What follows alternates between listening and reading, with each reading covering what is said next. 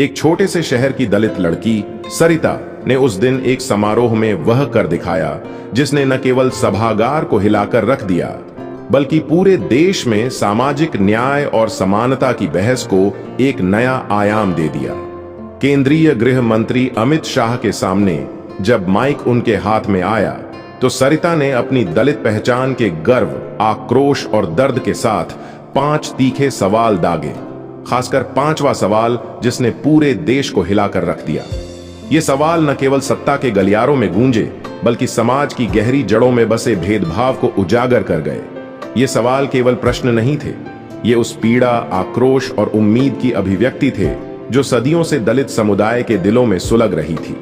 सरिता की आवाज में साहस, दृढ़ता और सच्चाई थी जो समाज के सामने एक दर्पण रख रही थी। लेकिन इन सवालों का जवाब क्या था? क्या अमित शाह इन सवालों की गहराई को संबोधित कर पाए? आइए सरिता की दलित पहचान के संदर्भ में इन सवालों और उनके जवाबों की गहराई में उतरे, यह देखते हुए कि कैसे एक दलित लड़की ने सत्ता को कटघरे में खड़ा किया और जवाबों ने इस बहस को और गहरा किया। यह कहानी न केवल एक समारोह की है, बल्कि उस सामाजिक क्रांति की है जो सरिता की आवाज ने जन्म दी। तो चलिए शुरू करते हैं। सरिता ने गृह मंत्री अमित शाह से पहला सवाल पूछा। आप कहते हैं हम राम राज्य लाएंगे, उसमें दलितों की जगह कहां होगी? जब सरिता ने यह सवाल पूछा तो सभागार में सन्नाटा छा गया।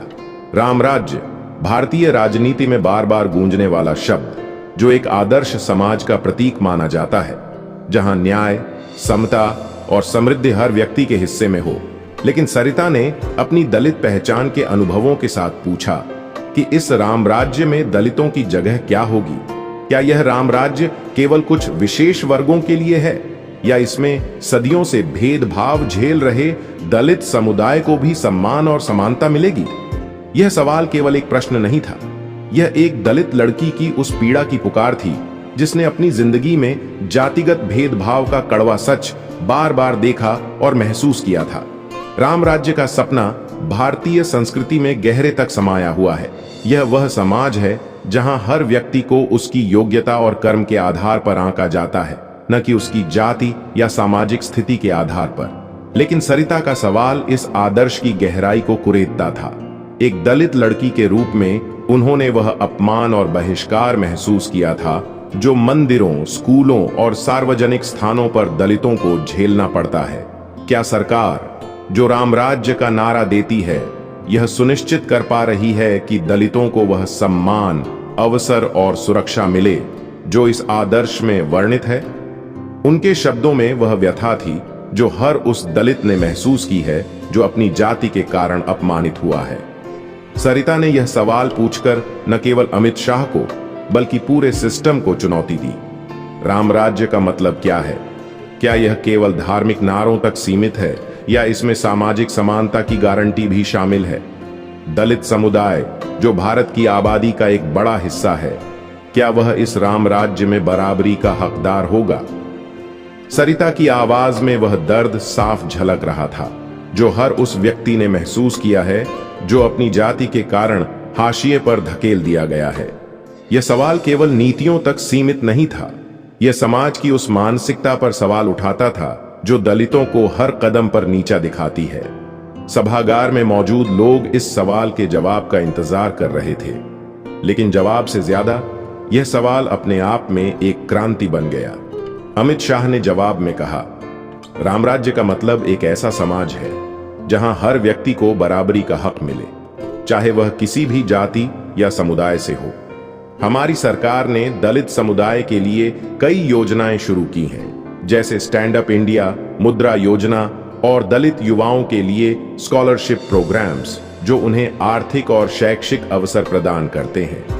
राम राज्य का सिद्धांत भेदभाव को स्वीकार नहीं करता और हम सामाजिक समानता के लिए प्रतिबद्ध हैं। हमने दलित उद्यमियों को बढ़ावा देने के लिए विशेष योजनाएं शुरू की हैं और शिक्षा के क्षेत्र में भी कई कदम उठाए हैं ताकि दलित समुदाय मुख्य धारा में शामिल हो सके। लेकिन क्या यह जवाब सरिता के सवाल की गहराई को संबोधित करता है? एक दलित लड़की के रूप में सरिता जानती थी कि योजनाएं और नीतियां तो बनती हैं, लेकिन क्या वे उस दर्द को समझ पाती हैं जो एक दलित लड़की तब महसूस करती है जब उसे मंदिर के दरवाजे पर रोका जाता है या सामाजिक बहिष्कार का सामना करना पड़ता है? शाह ने योजनाओं और नीतियों का जिक्र तो किया, लेकिन सरिता का सवाल नीतियों से परे था। यह समाज की उस मानसिकता पर था जो दलितों को हाशिए पर रखती है। क्या राम राज्य का सपना केवल कागजी दस्तावेजों और नारों तक सीमित है, या यह वास्तव में दलित समुदाय की आकांक्षाओं को पूरा कर सकता है? सभागार में जवाब सुनकर लोग चुप थे, लेकिन सरिता का सवाल एक दलित लड़की की आवाज के रूप में पहले ही एक क्रांति की नींव रख चुका था।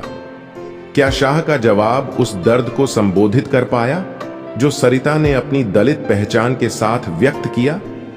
यह रहस्य अभी बरकरार था। सभागार में मौजूद हर व्यक्ति इस जवाब की गहराई को परख रहा था, और सरिता का सवाल पहले ही समाज के सामने एक सवालिया निशान बन चुका था। सरिता ने गृह मंत्री अमित शाह से दूसरा सवाल पूछा, दलित उत्पीड़न पर आपने और आपकी सरकार ने क्या किया? सरिता का दूसरा सवाल एक तीखा तीर था जो सरकार की जवाबदेही पर सीधा निशाना साधता था। एक दलित लड़की के रूप में सरिता ने वह उत्पीड़न स्वयं देखा और महसूस किया था जो दलित समुदाय रोज झेलता है, चाहे वह ग्रामीण भारत के किसी गांव में हो या शहरी चमक दमक के बीच। उन्होंने पूछा कि सरकार ने दलित उत्पीड़न को रोकने के लिए क्या ठोस कदम उठाए हैं। यह सवाल केवल नीतियों और आंकड़ों तक सीमित नहीं था। इसमें सरिता की अपनी जिंदगी और उनके समुदाय की पीड़ा थी, जो हर दिन हिंसा, अपमान और बहिष्कार का सामना करती है। दलित उत्पीड़न की खबरें अक्सर सुर्खियों में आती हैं।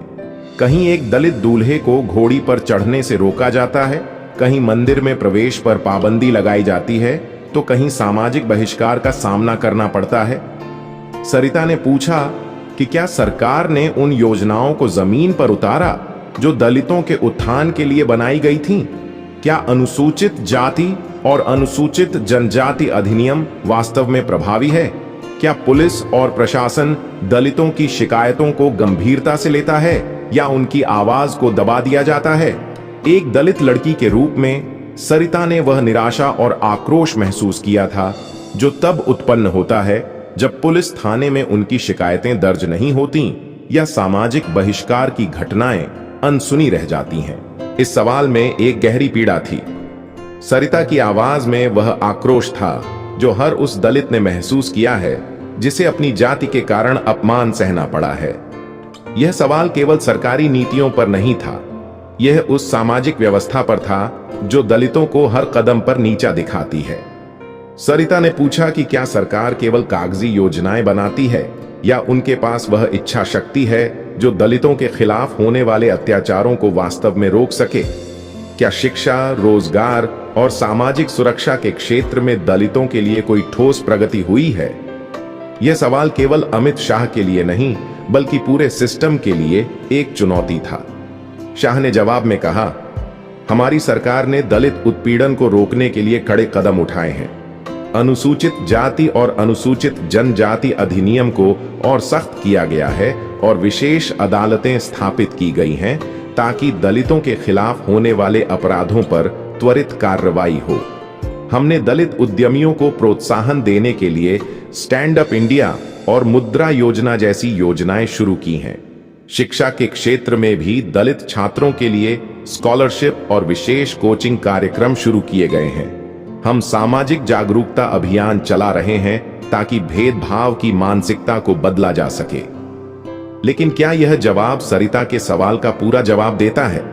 एक दलित लड़की के रूप में सरिता जानती थी कि कानून और योजनाएं तो बनती हैं, लेकिन जमीन पर उनकी हकीकत अक्सर अलग होती है।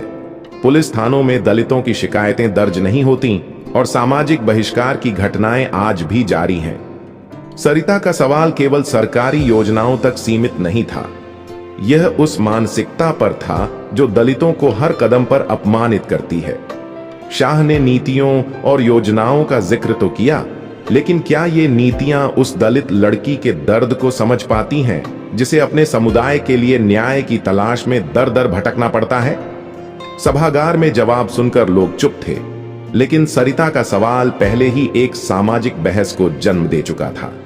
क्या शाह का जवाब उस आक्रोश को शांत कर पाया जो एक दलित लड़की की आवाज में गूंज रहा था?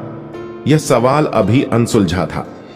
सभागार में मौजूद हर व्यक्ति इस जवाब की गहराई को परख रहा था और सरिता का सवाल पहले ही समाज के सामने एक सवालिया निशान बन चुका था। सरिता ने अमित शाह अपना तीसरा सवाल पूछा। आप हर चुनाव में बाबा साहब की तस्वीर लगाते हैं, लेकिन क्या कभी उनकी बातों को लागू किया? सरिता का तीसरा सवाल सुनते ही सभागार में एक अजीब सी खामोशी छा गई। बाबा साहब भीमराव आंबेडकर, भारत के संविधान निर्माता, दलितों के मसीहा और सामाजिक समानता के प्रतीक। एक दलित लड़की के रूप में सरिता के लिए बाबा साहब केवल एक प्रतीक नहीं थे, वह उनकी पहचान, उनके संघर्ष और उनकी उम्मीदों का प्रतीक थे। उन्होंने पूछा कि हर चुनाव में बाबा साहब की तस्वीरें तो दिखती हैं, उनके नाम पर नारे गढ़े जाते हैं, लेकिन क्या उनकी शिक्षाओं को वास्तव में लागू किया गया है? यह सवाल केवल एक राजनेता के लिए नहीं, बल्कि पूरे समाज और सत्ता के लिए एक आत्ममंथन का न्योता था। बाबा साहब ने समानता, स्वतंत्रता और बंधुत्व का सपना देखा था। उन्होंने संविधान के जरिए एक ऐसे भारत की नींव रखी थी जहां हर व्यक्ति को बराबरी का हक हो। लेकिन सरिता ने पूछा कि क्या यह सपना आज साकार हो रहा है? एक दलित लड़की के रूप में उन्होंने वह भेदभाव देखा था जो बाबा साहब के सिद्धांतों को चुनौती देता है। क्या बाबा साहब का नाम केवल वोट की सियासत के लिए इस्तेमाल हो रहा है? उनके विचार जो जातिगत भेदभाव को खत्म करने और दलितों को मुख्य धारा में लाने की बात करते थे, क्या वे केवल किताबों तक सीमित रह गए हैं? सरिता की आवाज में वह दर्द था जो उस दोहरे चरित्र को उजागर करता था जो बाबा साहब की तस्वीर तो लगाता है, लेकिन उनके सिद्धांतों को भूल जाता है। बाबा साहब ने शिक्षा, रोजगार और सामाजिक सम्मान के जरिए दलितों के उत्थान की वकालत की थी, लेकिन सरिता का सवाल यह था कि क्या सरकार और समाज ने उनके इस सपने को साकार करने के लिए कोई ठोस कदम उठाए हैं? क्या दलित समुदाय को वह अवसर और सम्मान मिल रहा है जो बाबा साहब ने उनके लिए परिकल्पित किया था? क्या आरक्षण जो बाबा साहब की देन है वास्तव में दलितों को मुख्य धारा में लाने में सफल रहा है, या यह केवल एक राजनीतिक औपचारिकता बनकर रह गया है? एक दलित लड़की के रूप में सरिता ने वह निराशा महसूस की थी जो तब उत्पन्न होती है जब बाबा साहब के सपनों को केवल नारों तक सीमित कर दिया जाता है। शाह ने जवाब में कहा, बाबा साहब आंबेडकर हमारे लिए केवल एक प्रतीक नहीं, बल्कि प्रेरणा है। हमारी सरकार ने उनके सपनों को साकार करने के लिए कई कदम उठाए हैं। आरक्षण को और प्रभावी बनाया गया है, दलित छात्रों के लिए स्कॉलरशिप योजनाएं शुरू की गई हैं और बाबा साहब के नाम पर स्मारक बनाए गए हैं। हमने दलित समुदाय को शिक्षा और रोजगार के अवसर प्रदान करने के लिए विशेष योजनाएं शुरू की हैं, जैसे कि दलित उद्यमियों के लिए स्टैंड अप इंडिया और मुद्रा योजना। हम उनके सिद्धांतों को लागू करने के लिए प्रतिबद्ध हैं। लेकिन क्या यह जवाब सरिता के सवाल की गहराई को छूता है? एक दलित लड़की के रूप में सरिता जानती थी कि बाबा साहब ने केवल योजनाओं की बात नहीं की थी, उन्होंने समाज की मानसिकता बदलने की वकालत की थी। क्या सरकार उस मानसिकता को बदल पाई है जो दलितों को हाशिए पर रखती है? शाह ने योजनाओं और स्मारकों का जिक्र तो किया, लेकिन क्या ये कदम उस दलित लड़की के दर्द को समझ पाते हैं जिसे अपनी जाति के कारण हर कदम पर अपमान सहना पड़ता है? सभागार में जवाब सुनकर लोग चुप थे, लेकिन सरिता का सवाल पहले ही एक तूफान खड़ा कर चुका था। क्या शाह का जवाब बाबा साहब के सपनों को साकार करने की दिशा में पर्याप्त था? यह रहस्य अभी बरकरार था। सभागार में मौजूद हर व्यक्ति इस जवाब की गहराई को परख रहा था और सरिता का सवाल पहले ही समाज के सामने एक सवालिया निशान बन चुका था। सरिता ने गृहमंत्री से अपना चौथा सवाल पूछा। जब दलित मंदिर जाता है तो उसे आस्था नहीं, जाति पूछी जाती है, क्या यही सनातन है? सरिता का चौथा सवाल समाज की गहरी जड़ों में बसे पाखंड को उजागर करता था। एक दलित लड़की के रूप में सरिता ने स्वयं वह अपमान महसूस किया था जो मंदिरों में दलितों को उनकी जाति के कारण झेलना पड़ता है। उन्होंने पूछा कि क्या यही सनातन धर्म है जिसका इतना गुणगान किया जाता है? यह सवाल उन लोगों पर चोट करता था जो सनातन धर्म की आड़ में भेदभाव को जायज ठहराते हैं। यह सवाल केवल एक प्रश्न नहीं था, यह एक दलित लड़की की उस पीड़ा की पुकार थी जिसने अपनी आस्था को व्यक्त करने के लिए मंदिर के द्वार पर अपमान का सामना किया था। मंदिर भारतीय संस्कृति का एक महत्वपूर्ण हिस्सा है। ये वे स्थान हैं जहां लोग अपनी आस्था और भक्ति को व्यक्त करने जाते हैं। लेकिन सरिता ने उस कड़वे सच को सामने लाया जहां दलितों को उनकी आस्था के बजाय उनकी जाति के आधार पर आंका जाता है। एक दलित लड़की के रूप में उन्होंने वह दर्द महसूस किया था जब मंदिर के द्वार पर उन्हें रोक दिया जाता है या उनकी जाति के कारण अपमानित किया जाता है। क्या सनातन धर्म, जो सभी को समान मानने की बात करता है, वास्तव में इस भेदभाव को स्वीकार करता है? सरिता का यह सवाल एक चुनौती था, न केवल अमित शाह के लिए बल्कि उन सभी के लिए जो सनातन धर्म को अपने हिसाब से परिभाषित करते हैं। यह सवाल समाज के उस दोहरे चरित्र को उजागर करता था जो धर्म के नाम पर भेदभाव को बढ़ावा देता है। सरिता ने पूछा कि क्या सनातन धर्म का असली मतलब सभी को गले लगाना है या यह केवल कुछ वर्गों के लिए आरक्षित है? क्या मंदिरों में दलितों को वह सम्मान मिलेगा जो उनकी आस्था का हक है? एक दलित लड़की के रूप में सरिता ने वह निराशा महसूस की थी जो तब उत्पन्न होती है जब आस्था के स्थान पर भी जातिगत भेदभाव का सामना करना पड़ता है। यह सवाल केवल मंदिरों तक सीमित नहीं था, यह समाज की उस मानसिकता पर था जो दलितों को हर कदम पर नीचा दिखाती है। शाह ने जवाब में कहा, सनातन धर्म का असली मतलब सभी को गले लगाना है। हमारी सरकार और पार्टी यह मानती है कि मंदिरों में किसी के साथ भेदभाव नहीं होना चाहिए। हम सामाजिक जागरूकता अभियान चला रहे हैं ताकि ऐसी मानसिकता बदले। कई मंदिरों में अब दलितों का प्रवेश सुनिश्चित किया गया है और हम धार्मिक स्थलों पर समानता के लिए काम कर रहे हैं। हमने सामाजिक समरसता को बढ़ावा देने के लिए कई कार्यक्रम शुरू किए हैं ताकि दलित समुदाय को वह सम्मान मिले जो उनका हक है। लेकिन क्या यह जवाब सरिता के सवाल का पूरा जवाब देता है? एक दलित लड़की के रूप में सरिता जानती थी कि सामाजिक जागरूकता अभियान तो है, लेकिन क्या वे उस गहरी जड़ वाली मानसिकता को बदल पा रहे हैं जो दलितों को मंदिरों में अपमानित करती है? शाह ने नीतियों और अभियानों का जिक्र तो किया, लेकिन क्या ये कदम उस दलित लड़की के दर्द को समझ पाते हैं जिसे अपनी आस्था के कारण अपमान सहना पड़ता है? सरिता का सवाल केवल मंदिरों तक सीमित नहीं था, यह समाज के उस दोहरे चरित्र पर था जो धर्म के नाम पर भेदभाव को बढ़ावा देता है। सभागार में जवाब सुनकर लोग चुप थे, लेकिन सरिता का सवाल पहले ही एक ऐसी बहस छेड़ चुका था जो समाज के हर कोने तक पहुंचने वाली थी। क्या शाह का जवाब इस भेदभाव को खत्म करने की दिशा में पर्याप्त था? यह रहस्य अभी अनसुलझा था। सभागार में मौजूद हर व्यक्ति इस जवाब की गहराई को परख रहा था और सरिता का सवाल पहले ही समाज के सामने एक सवालिया निशान बन चुका था। सरिता ने गृह मंत्री से अपना अंतिम और 5वां सवाल पूछा, अब आप बताइए शाह जी, आप मनुस्मृति चुनेंगे या संविधान? सरिता का आखिरी सवाल एक तीर की तरह था जो सत्ता के गलियारों में जा लगा। एक दलित लड़की के रूप में सरिता के लिए संविधान केवल एक दस्तावेज नहीं था, यह बाबा साहब का वह सपना था जिसने दलितों को समानता का हक दिया। उन्होंने पूछा कि क्या सरकार और समाज उस संविधान को अपनाएंगे जो बाबा साहब ने लिखा, या फिर उस मनुस्मृति को जो जातिगत भेदभाव को जायज ठहराती है? यह सवाल केवल एक प्रश्न नहीं था, यह परंपरा और आधुनिकता, भेदभाव और समानता के बीच एक युगों पुराने टकराव का प्रतीक था। मनुस्मृति, जिसे कुछ लोग भारतीय संस्कृति का हिस्सा मानते हैं, अक्सर जातिगत भेदभाव को जायज ठहराने के लिए इस्तेमाल की जाती रही है। दूसरी ओर संविधान, जो बाबा साहब आम्बेडकर की देन है, समानता, स्वतंत्रता और बंधुत्व के सिद्धांतों पर आधारित है।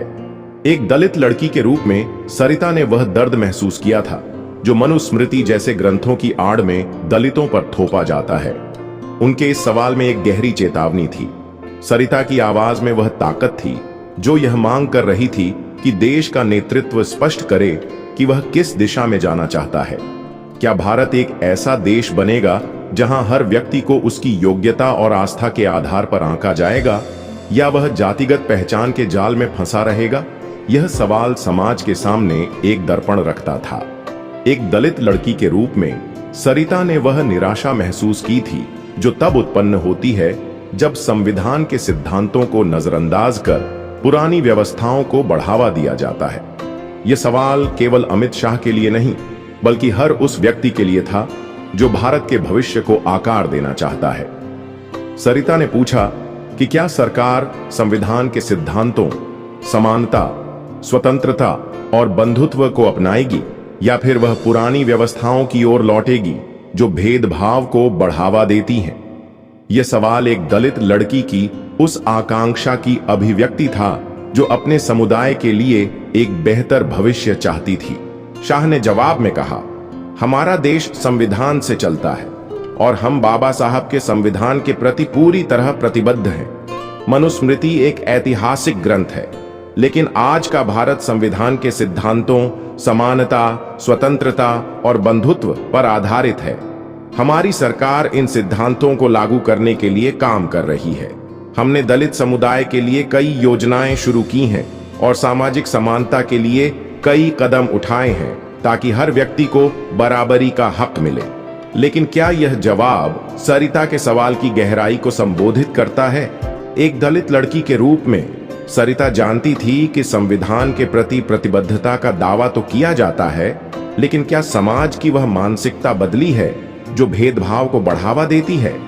शाह ने संविधान के प्रति प्रतिबद्धता और योजनाओं का जिक्र तो किया, लेकिन क्या ये कदम उस दलित लड़की की आकांक्षाओं को पूरा कर पाते हैं जो अपने समुदाय के लिए एक बेहतर भविष्य चाहती है?